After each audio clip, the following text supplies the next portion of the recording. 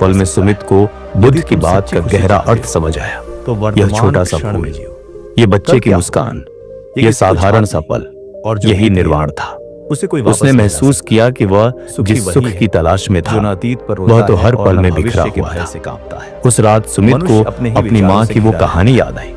वह उस सोचता है कहानी कि में एक यात्री को जब अपने उसके घर पास की धन होगा, चौखट पर सुख मिला प्रतिष्ठा था। होगी, उसे लगा तब कि वह उसकी प्रसन्न माँ होगा। शायद यही सिखाना लेकिन चाहती थी। सत्य यह है सुख दूर कि नहीं सच्चा है, आनंद बाहरी सुख वस्तु यही नहीं है। बल्कि अगले दिन मन की सुमित बुद्ध के संतुष्टि पास में गया। है। यदि उसकी तुम आंखों में आज एक को नई चमक प्रसन्नता थी। से नहीं जी सकते, उसने बुद्ध को तो बच्चे कल के भी फूल की तुम्हें बात शांति बताई। नहीं देगा। बुद्ध ने यदि शांत तुम अपने मुस्कान के जीवन साथ में कहा, परिवर्तन लाना सुमित, चाहते हो,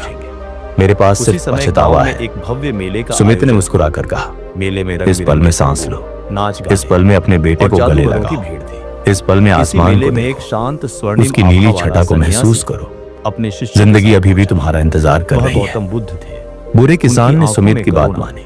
और होठों उसने पर अपने हल्की पोते को मुस्कान। बुलाया।